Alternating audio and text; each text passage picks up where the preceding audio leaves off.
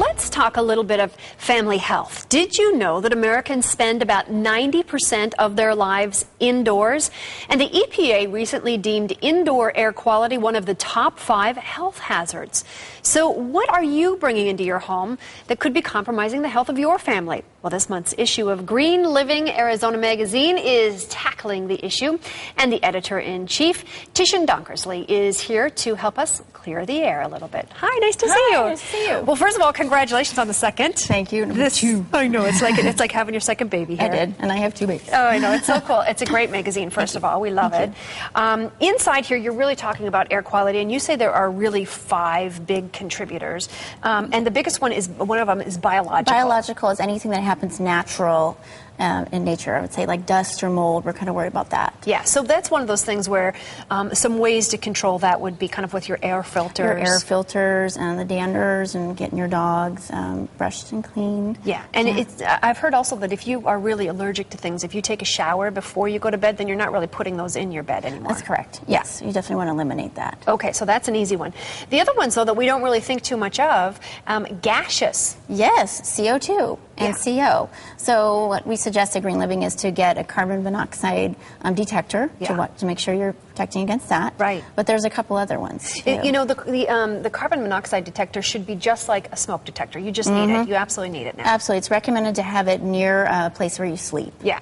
So you've brought some things. When we're talking about gases, are we talking about aerosols and things like that? We're talking about VOCs, which are volatile organic compounds, or VOCs. And those are found kind of more in the chemical side of the pollutants. And anything so we have biological, we have gaseous, we have chemical. Yes. Yeah. And those are the things that off-gas. There's one other one, physical, which is anything of mass, such as your lead and your mercury and those kind of things. Right. So VOCs are like cleaning products, your aerosols, your paints, your gels, your stains, nail polish. Boy, my husband goes nuts when I'm doing nail polish or nail polish remover. And then that new car smell actually is not so healthy for you either. Exactly. It's like if you notice anything, oh, I love that new car smell. Well, that's VOCs that are being released actually in your car. Okay. So when you're talking about physical, you're talking about, because I kind of interrupted you there. I'm sorry. Yeah. You're apologizing that I interrupted you. That's how nice she is. Talking about leads and mercuries and those things that have mass. And even dust can actually circle back to biological because it is physical. Okay. But we're more concerned about like lead poisoning with our toys and mercury with our fish. And that's been, the toy thing has been huge and really kind of freaked people out.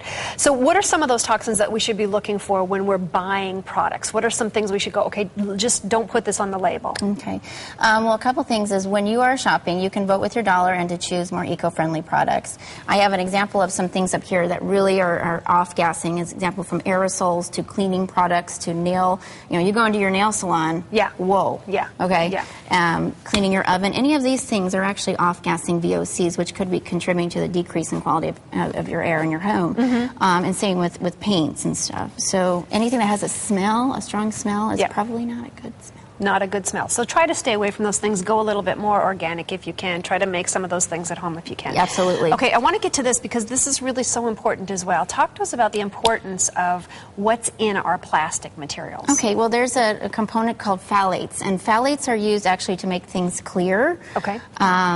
And flexible, as you can see here. We all use sandwich bags and these things. So what happens is when phthalates are exposed to heat, as we're doing it, I brought this awesome example of, I had this plastic cup and I put it in my car in the heat, and you can see how it cracked. And it cracked that much from the heat in the car? Correct. Wow, yeah. So you already know now whatever's cracking there is probably falling into your food as well. That's right.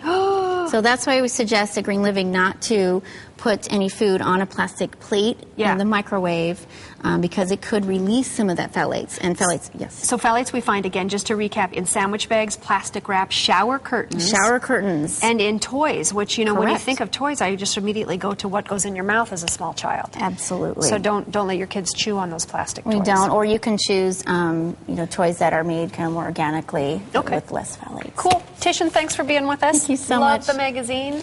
It's Green Living, and it's a fabulous magazine. Hey, if you want to log on to our website at Smart Family, just go to abc15.com, find us under the lifestyle section at the top of the page, and you'll find everything you need to know about smart living.